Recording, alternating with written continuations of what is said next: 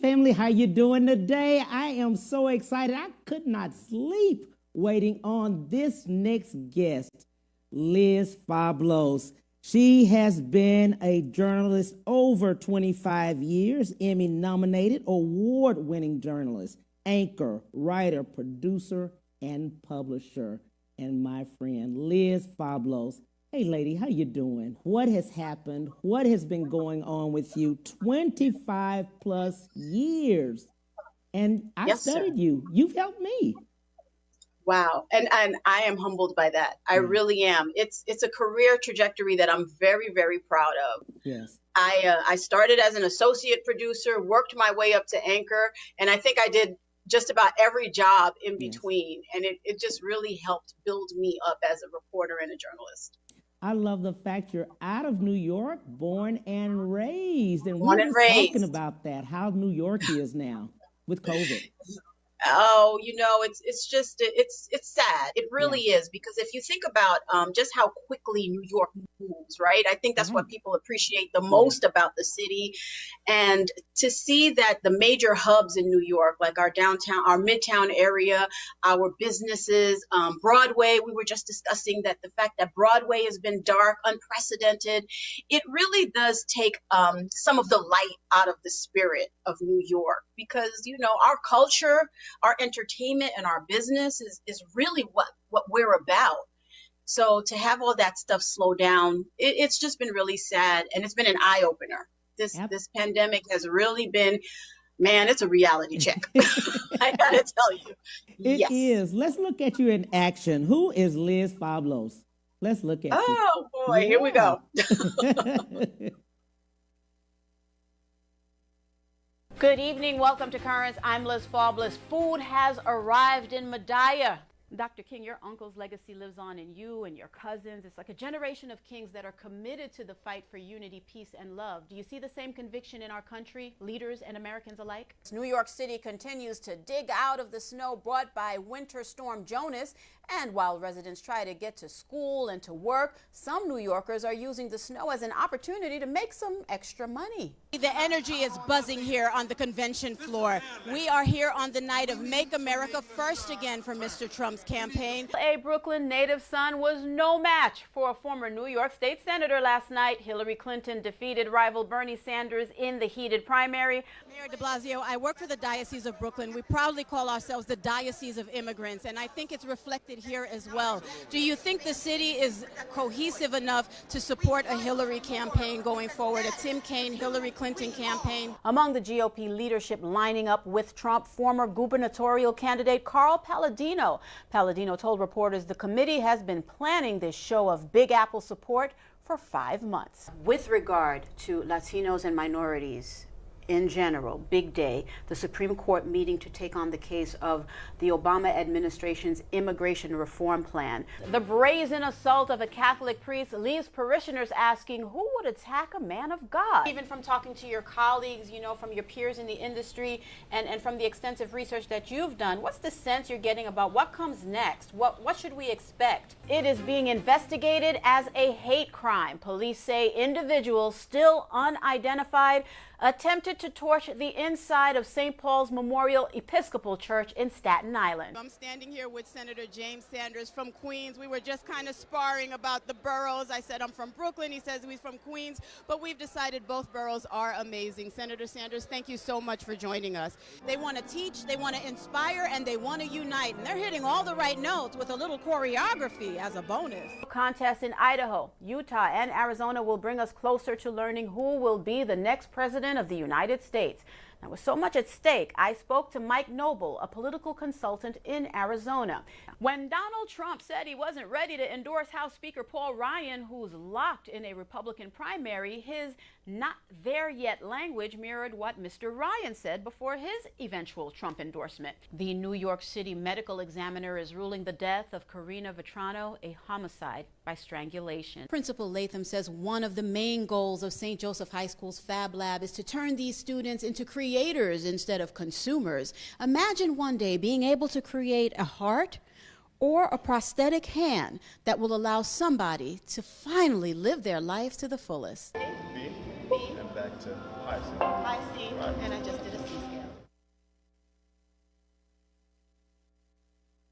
I love that, lady. It was like 25 taking plus a walk years. down memory lane.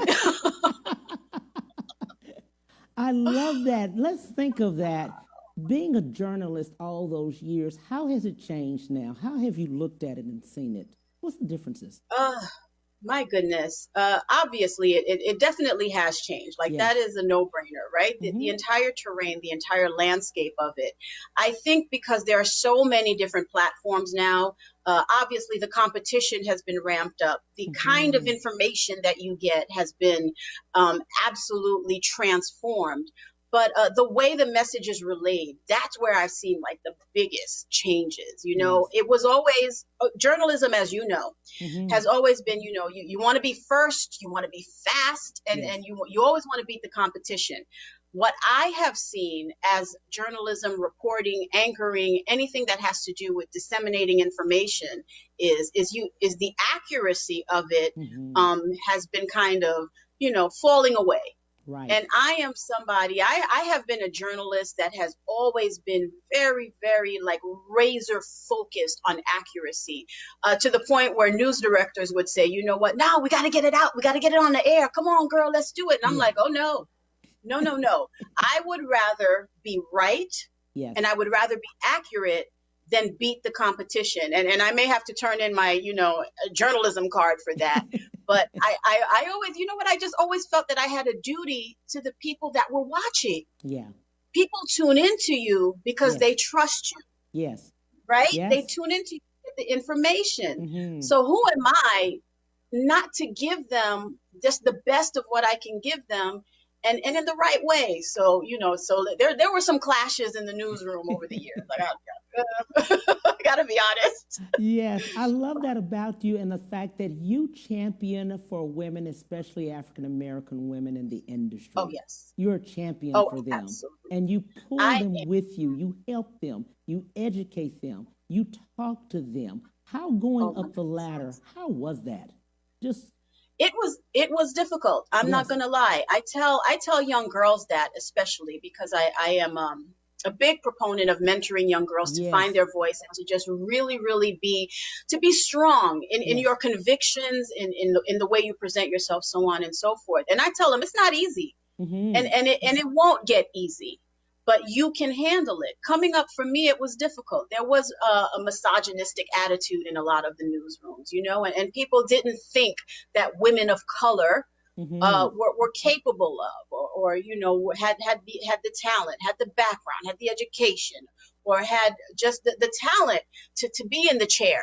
And Yes. and people would tell me that, like, that was actually said to me in newsrooms, and it was instead of it depleting me and breaking me down, which it did in the beginning. I'm going to be honest, because when you're Mm-hmm. young and you're getting beat down like that, it's not easy.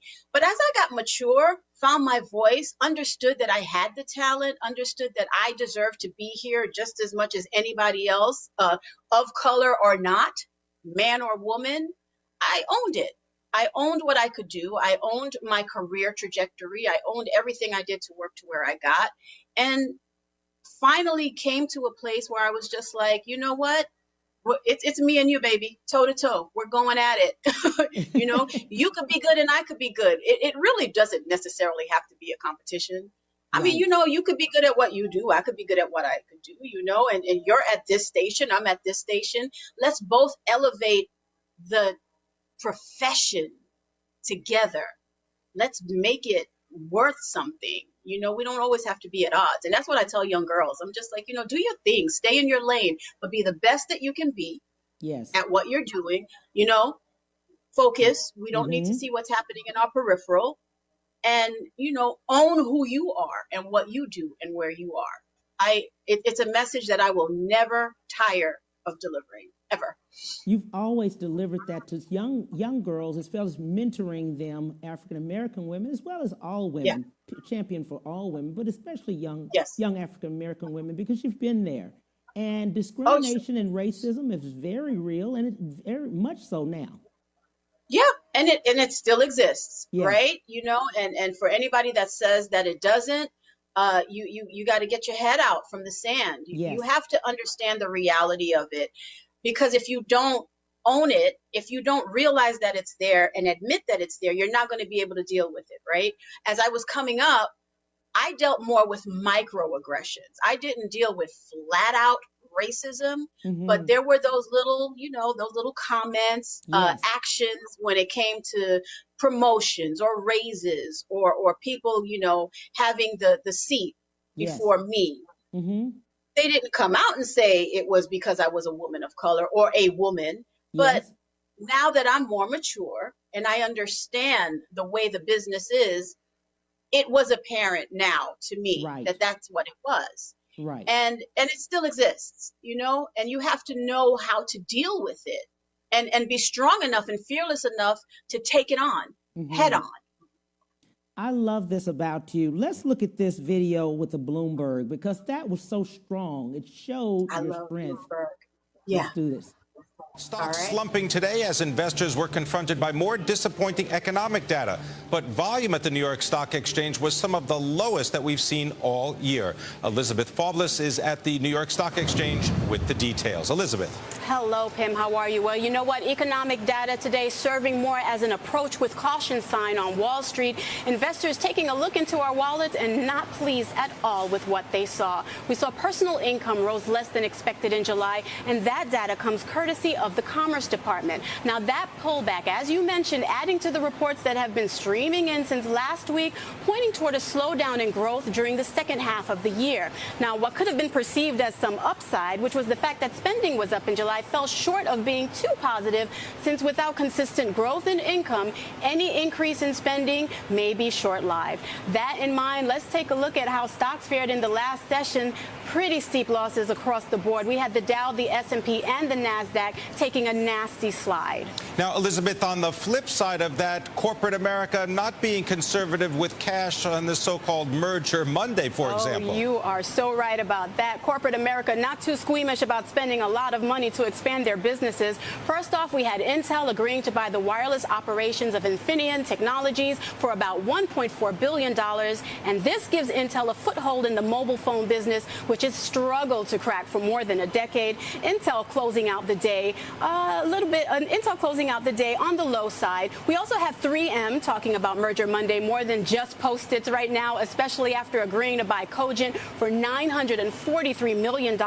Cogent manufactures those fingerprint identification systems for governments and companies, so this helps 3M expand its security services products. And finally, we have Sanofi Aventis going public with an $18.5 billion cash offer for Genzyme. The twist there is the biotech company rejecting Sanofi's offer, saying it undervalued their pipeline and efforts to fix manufacturing issues. Thank you very much. Elizabeth Faublas reporting from the New York Stock Exchange. You're very welcome.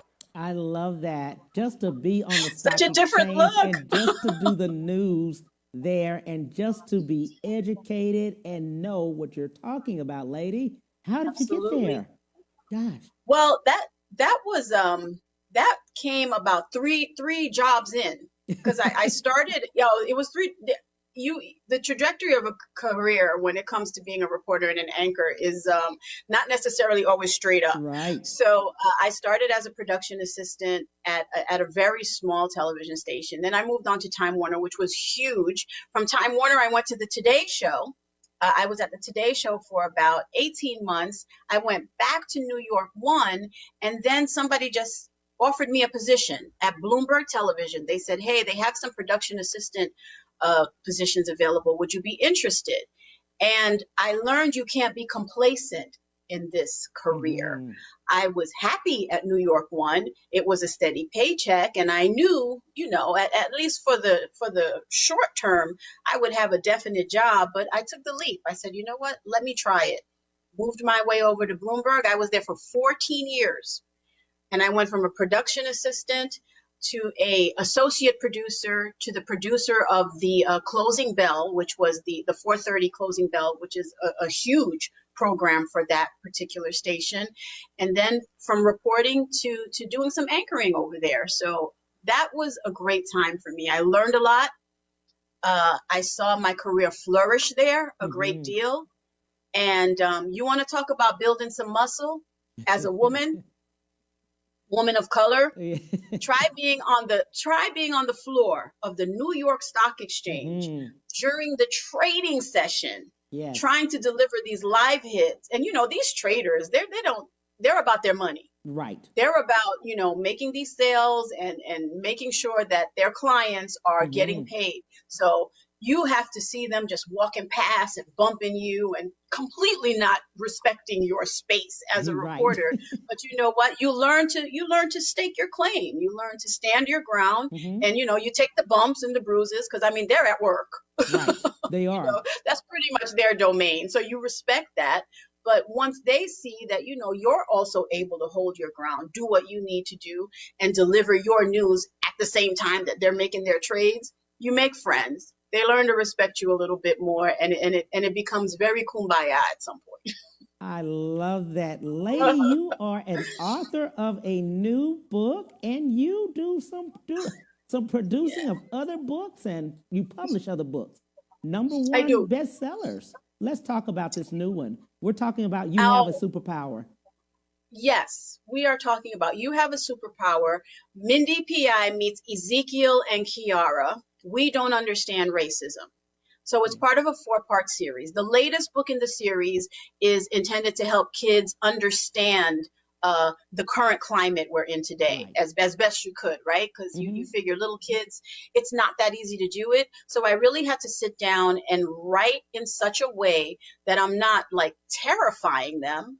But, as we just discussed, Cam, I think young kids need to learn early how to cope with things that life is going to throw at them. In the current climate that we're in, it is not unlikely that our babies are going to run into situations where they probably won't understand why someone doesn't like them, or someone is mean to them, or someone won't let them do something.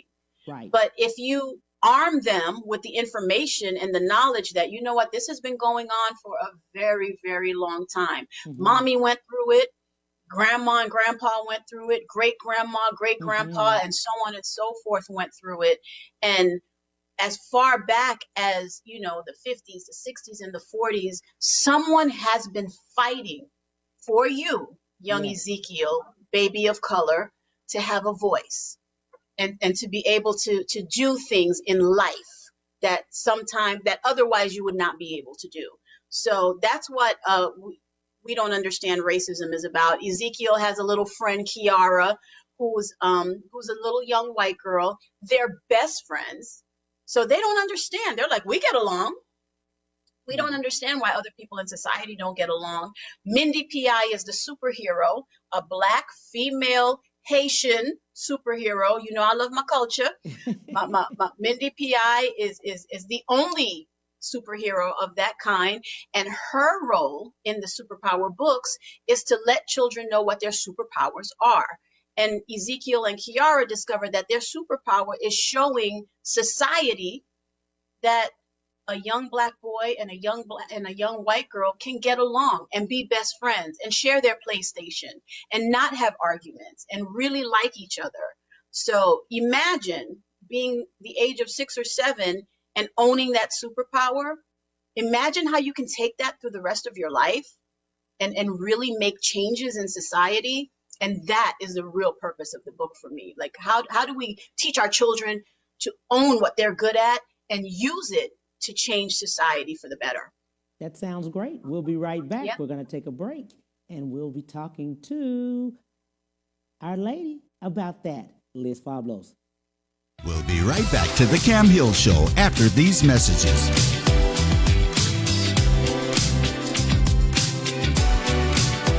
And now back to the Cam Hill Show.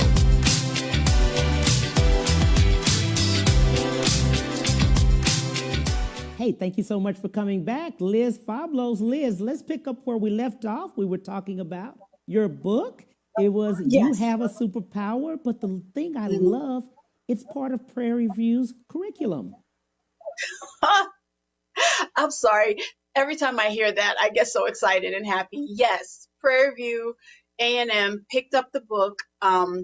Dr. Sherry Sawyer suggested that the book be used in their human diversity program and their adolescent psychology program. I couldn't understand it at first, even though she explained it very well. She's such a sharp woman, and she explained how the book would be used.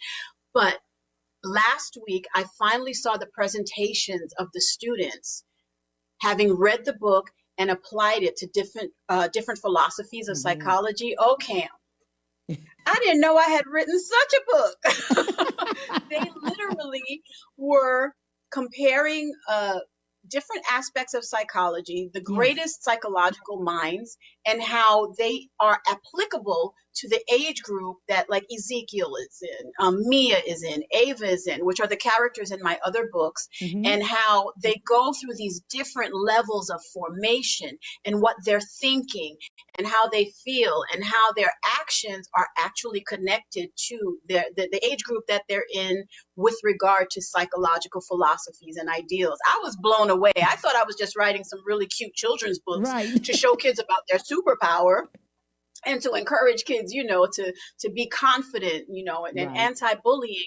And here comes Dr. Sherry Sawyer letting me know that we've actually, worked to write a book that teachers can use and parents can use to better understand their kids as they're growing up. I'm beside myself. I'm proud of the book, but the fact that the book could make such an impact on so many different levels is really humbling. And I'm very excited about the future of the You Have a Superpower series. I love that series. You have a whole series of it, and it educates, as you can see, everyone, not just children. It does. It does. I have had parents call me and tell me that, thank you, because I was not really able to teach my child about the racism, which is the current one. There's one called mndpi meets Mia Mayhem. Mia is she bad.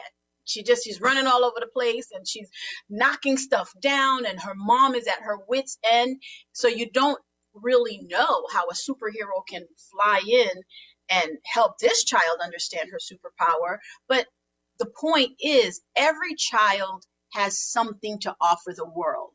So when mndpi swoops in with Mia, she lets her know, look, the energy, even though it makes your mom mad, if you use the energy in the right way, you can help other kids. So her superpower became her super speed, and her super speed helps kids have fun and stay healthy. And now she's learned to channel all that energy and to stop making mama mad by knocking stuff down and whizzing back and forth and not keeping still and helping other kids. So there's always some part of you as a child that is useful and can be used to help others. And that's the mndpi superhero. You Have a Superhero series. And that's always the goal. That's always the goal for that book. I love that. I also love the fact that you have your own publishing company here. It says $1 Million Pen Inc. That's right. And another jewel. Best-selling books that are under there that you published. Yep. It's a jewel for me because it began at a time where I didn't quite appreciate how big the company could become. My husband always encouraged me to write. And I always took writing for granted because, I was a journalist. As being a journalist, I also wrote a lot. I was an ardent reader. I loved to write. I journaled. I kept diaries. I wrote articles. But he encouraged me to write bigger. Take a look at the bigger picture. Write for others.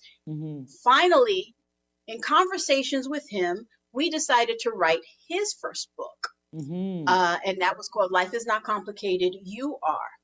So when he would give me the notes for his books, I would just kind of put it together. And that's really the point of my literary company at its foundation. New authors come, they're like, I want to tell my story. I just don't know how. And my husband had an amazing story. It was just very encouraging and inspirational. And he would tell me about his life as a child and about his life, working on the rail as an organizer. And I'm like, you know what? If you were to go tomorrow, God forbid, all these really great stories and anecdotes you would tell me about your mom and your grandfather, they would go with you. We need to put them in a book. He resisted. I pushed. So we encouraged each other. and his was the very first best-selling book that Million Dollar Pen Inc. put out. Wow. After that, it really just took off. Right. People heard about Life is Not Complicated. They heard that Million Dollar Pen Inc. was the publisher and the editor for the book. And I started getting more and more clients. Yes. And it has really grown since then. And I love the authors that I've met. Oh, Cam, they're all wonderful people with great stories that have meaning, that are substantive, and that is why they're able to sell so many books on Amazon. Let's go over and talk to authors. There's so many authors, and I understand we all have a story, right? Everyone has their own I'm so story. glad you said that. Has a Yes. story. Yes. That's right. And whether many, it's about and many here don't know how to put it together. They're in a pandemic. We're at COVID. They're thinking this is their dream. They have something inside of them. What would they do as a beginning author? They think they're just writing in their journals or just writing it down, you know? And which is of course the first step. Yes. You know, you write about your life. When you're not really doing anything, jot things down, jot memories down, jot stories down, jot conversations that you've had with other people that have made a difference in your life down. Write about your pain, write about your success, write about the trials and the tribulations. I always encourage people to have a recorder. I'm showing my age, recorder, right? Does anybody even really have recorders anymore? All right, use your phone, young people. But whatever device you use to talk into, when you're in the car by yourself, instead of turning on the radio, turn on a recorder, you know, turn on your phone and talk into your phone about something that you would love to put down on paper. And when you've compiled a few chapters, you know, a few hundred pages, then you find a company like Million Dollar Pen Inc. Hopefully it would be Million Dollar Pen Inc. And you consult with an editor, managing editor, ghostwriter, if you want a ghostwriter as well. Like maybe some people, you know, they just want the person to write the book, right? Not just edit it, but look, here's everything I have. You write it for me. But it all begins with the person believing they have the story, understanding the importance of it, and then you take it from there. You know, you get your consultation, you talk. Someone like me, a managing editor, would give you an outline of what your story should look like, how you could engage with people, what would make it interesting, what would make it stand out from another story that's similar. Because, I mean, if you think about it, you know, a lot of people do have similar stories. So what's going to make yours interesting? Right. And that's the heart of it. Why should I buy your book versus someone else's book? And that's where Million Dollar Pen Inc. is really able to massage somebody's story and add some compelling details to it, so that when it's on the bookshelf and someone goes A and B, they read the back cover of yours and they're like, oh, B, definitely B. Yeah. Yeah. I love that. Yep. I love the fact that you're already prepared to do it and to help others. Oh, yeah. Yours is to help. Absolutely. Absolutely. As you know, in past conversations that you and I have had, Cam, it's all about pay it forward for me. Someone got me here. Yes. I didn't get to this point of my career, of my life by myself. Right. And I am a true believer in, because I've gotten this far, I have to reach back and help somebody else.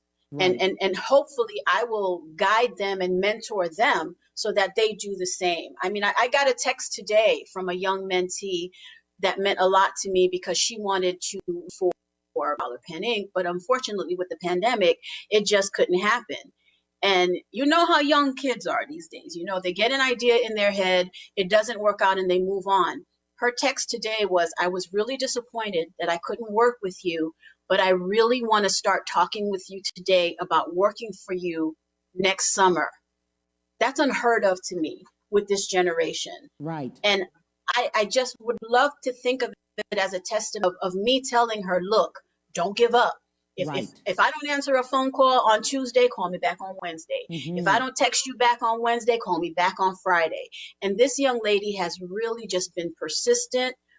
She's shown that she really wants to succeed.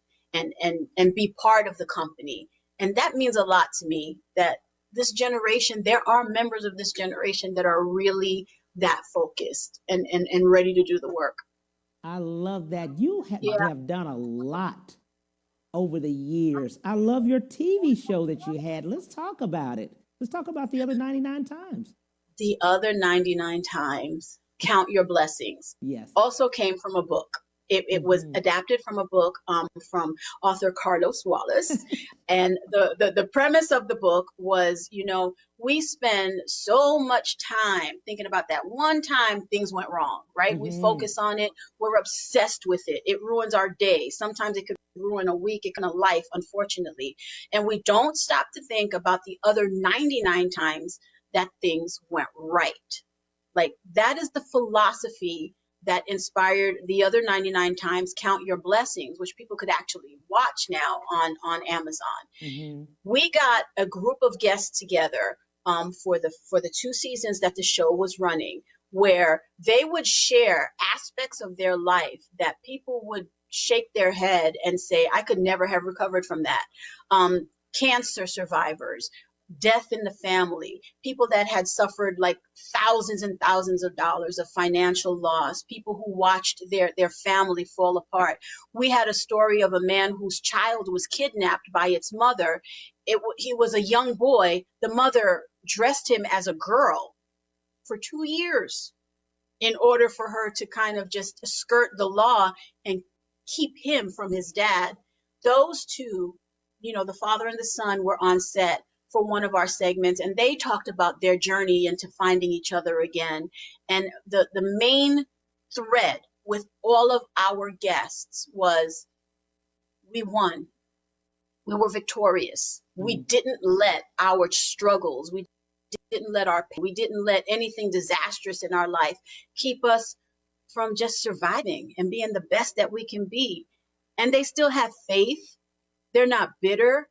None of the guests that we have are boo-hooing about their lot in life.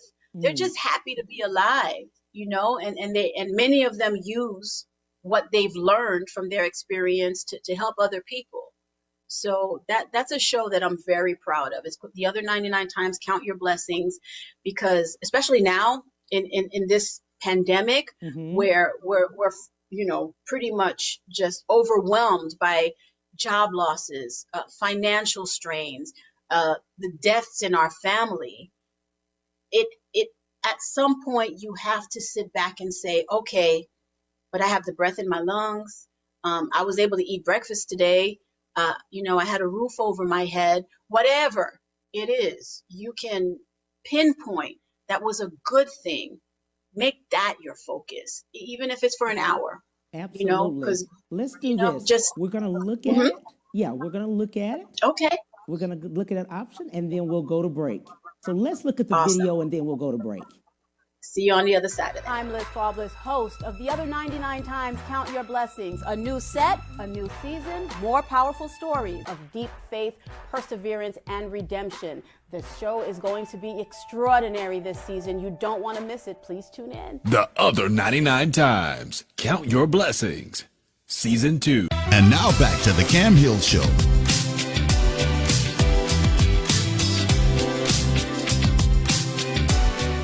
Hey, we are back. We're talking to Liz Faublas. Liz, we just pick up right where we left off. The Other 99 Times was your TV show. It was such a joy to produce it, to host it.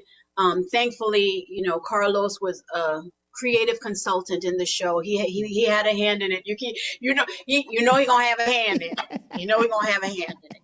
He does. He's very hands-on when it comes to things that have his name attached to it. You know that for sure. Exactly. So I had to make sure I did my due diligence. Yes. But I do appreciate that he trusted me with the concept of the show. Yes.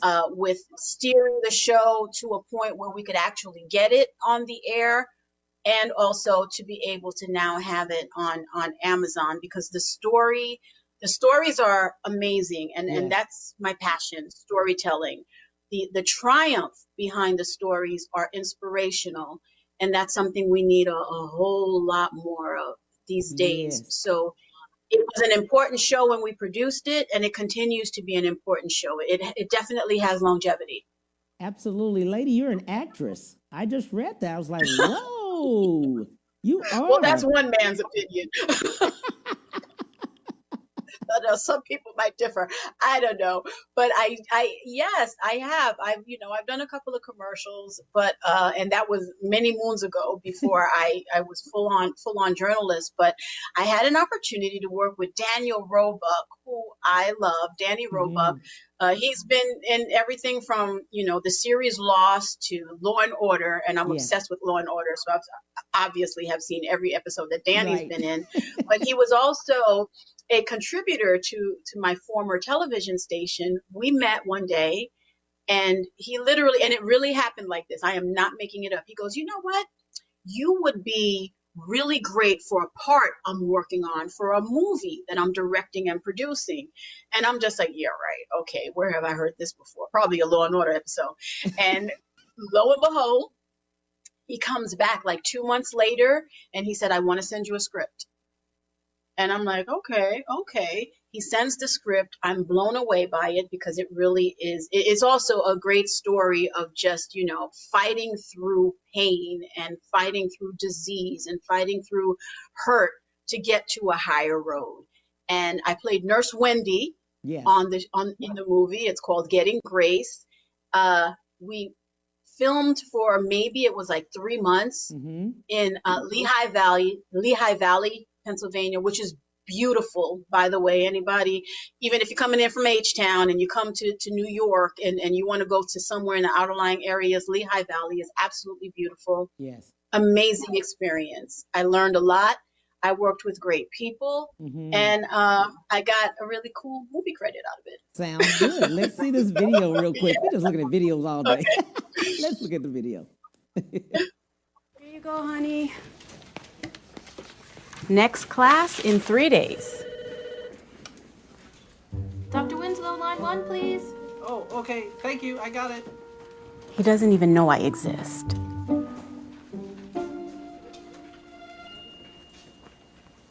All right, you win. I'll ask him out. Works for me. Embrace life. I'll see you later, honey. You are a natural, lady. What are you talking she was about? so sweet. Oh, thank you so much. I had fun. The young lady that I was talking to in the movie, she has cancer. So she's been coming to this doctor's office for quite a few months now. So we got close. And she's trying to fix me up with a doctor. Trying to fix me up with a doctor, Cam. And I was telling her I didn't, I was like, I'm a little shaky on that. I would rather him come to me. But she was like, she pretty much had my philosophy. She was like, look, if you want it to happen, you make it happen. There you and go. I ended up marrying the doctor. Oh.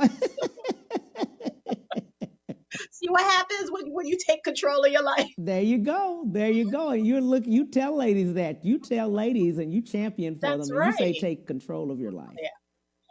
Because there were times in my career, even in my personal life, where I look back and I can't say I have regrets because, of course, you learn with everything. Yes. But I wish I had known who I was and whose I was, Yes. our Lord and Savior, long before I finally did. Yes. And I just don't want other young women or even women that are kind of in the throes of trying to figure out what their personality is and who they are, so that could be anywhere from the age of 18 to the age of 80, right? I don't want any woman to ever doubt who they are and what they can accomplish if they use their voice and they're fearless and they just, be the best that you can be. And if people don't accept it, well, oh, well, that's their problem. As long as they respect you, you're good.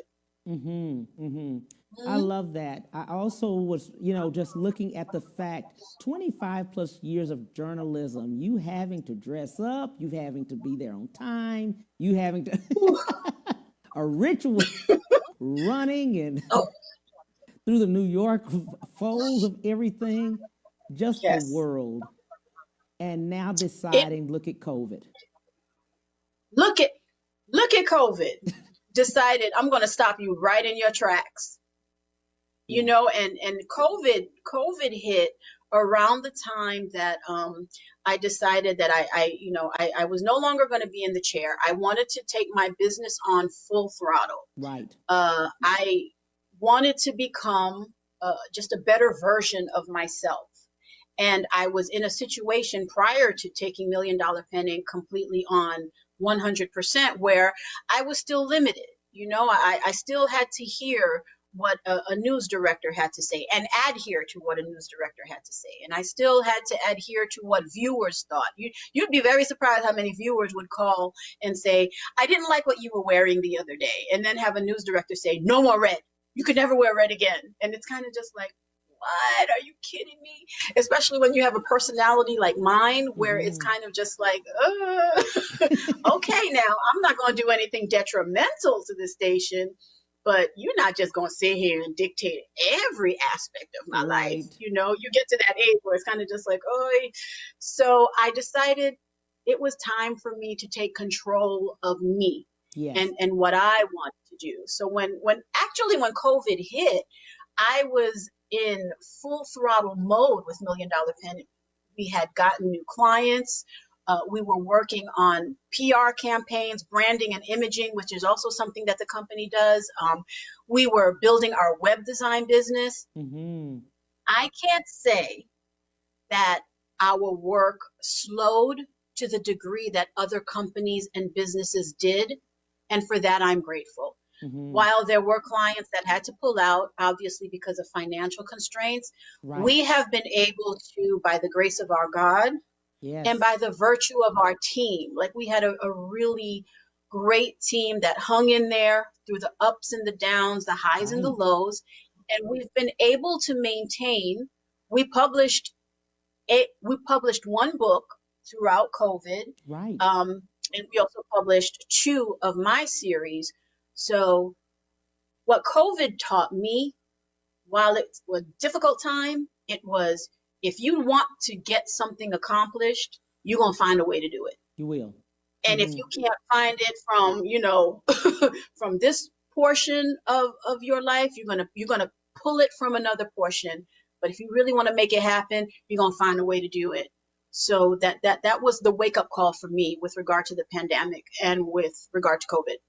Absolutely. Now, looking back, and what would you say just to other dreamers at this point? They're dreamers that are sitting out there because there's 40 million plus people that are unemployed right this moment. Yes. And there's going to be more as we're looking at it. Yeah. It's expected to get worse before it gets better. And I want to say something just completely, encouraging and inspirational. We're all in this together, and it's going to get better. Just hold on. But when you're in the throes of that, yes. That's difficult for you to hear. Yes. However, what I do tell people, what I try to share, especially with my young mentees, is just think back to the last time you thought you were not going to overcome something. Mm-hmm. Think back to that very last time where you had hit rock bottom, and you were literally at the bottom of your closet in a fetal position talking about, I'm not going to make it, sweet Jesus, Lord. Mm-hmm. It's just not going to happen for me. And now look at you. You're still standing. Somehow you made it. Whatever resource you pulled from, whatever higher power you prayed to, and whatever strength that you decided that you were going to use in order to sit up, put your chest out, and move forward, you found it. Find it again. Mm-hmm. Because you need it now. You can't let it beat you. Right. As just try. You cannot let it. I tell dreamers, you have so much more to accomplish in life. And you may hit another wall. But think about how much stronger you're going to be when you hit that next wall, because you crashed through this one. And this is a pretty thick wall. Mm-hmm. This is straight up concrete. Yeah, this is real. This is real. Mm-hmm. But you will get through it if you want to get through it, if you believe you will get through it, and you do everything in your power to get through it. Now, you can't just sit back and say, okay, well, I'm just going to give it to Jesus and let him fix it. Jesus need help too. Jesus needs Jesus needs you to commit to part of the effort. So, Exactly. okay, you want it, Yeah, do it, believe it, achieve it. exactly. Yeah. Exactly. People want to do a lot of things, and I love what you Yeah. always say. They want to do it. It's the doing it that stops. Yeah. It's the actual putting forth the effort. I would love to get clients and literally think of a campaign for them, a branding and imaging campaign, and call up stations around the country so that I could book interviews for them and just have the words flow out of my brain and onto the laptop so that I can write press releases or I can edit their books and have it just be so easy. Guess what? No. It's just not going to happen that way. You have to work at it. And I mean work at it in every aspect of your profession. I read constantly. I am always looking to inform myself. I literally do word of the day. Like I will look through the dictionary every single day, a thesaurus. I'll read the New York Times, the Wall Street Journal. I'll read the Daily News. I'll read local papers. I am constantly just filling my head with information, with words, with streams of consciousness, with thought processes. I read about the latest public relations strategies, crisis control. I read other children's books so I can get an idea of how to formulate ideas for mine. Like your brain should constantly be working and trying to ascertain, how can I be better? What can I do different? How am I going to help my client today? You can't sleep on it. It's not possible to be complacent and be successful. The two don't work that way. They sure don't. There's no relationship between the two whatsoever. Absolutely. Yeah. If people want to get in touch with you, lady, how do we do that? How do we buy your books? How do we? Let's Oh, do there it. are so many ways to get in touch with me. Exactly. I'm all over social media. The primary way to get in touch with me, obviously, would be through my website, which is lizfaublas.com. My email, liz@lizfaublas.com. But if you are very active on social media, there is no way you cannot find me. My personal Liz Faublas page, my You Have a Superpower page. Show me your superpower. I have a page now called Woke, which is women organizing to get together, to get the vote out, to help each other find jobs, to unify. It's WOCE on Facebook. My author and anchor podcast with my husband. We have that up and running. He has a Life is Not Complicated podcast that I help produce and that I host. And we have a blog, the author and anchor blog. So if you're looking for me, you will find me. If you don't find me, you weren't really looking. Because we're out there. True. Oh, and the books are all available on Amazon.com. The You Have a Superpower series, all available on Amazon.com right now. I'm so proud of you. Shout out to Carlos Wallace, your husband. I'm telling you, you're champion. He is my champion, my biggest fan. I'm very fortunate to have him in my corner. Yeah, but he be on my nerves though, Cam, because I can't sleep. Try to take a nap sometimes. He's like, "Nope, you'll sleep when you're dead." Who says that to their partner there, Cam? That is too funny. You have a superpower. I'm telling you, that was the topic today. That's your book, and we love it. That is lady. the book. Yes. I'm so proud of you. Thank you for the Likewise. opportunity to come on here. Thank you. It was a great experience, and I'm so proud of you, my friend. I really am. You are one of my superheroes. You really are. You epitomize what's in my book, is that you use your talent to do great things and to help people. And I really appreciate that about you. Thank you, Cam. I appreciate you so much. God bless you. Likewise. And God keep you and Mr. Carlos, my buddy. Appreciate you. Thank you. He gonna need God. Thank you, lady, for everything. On tomorrow, we'll be back 12:30 to 1:30 Central Standard Time. Take care. Thank you.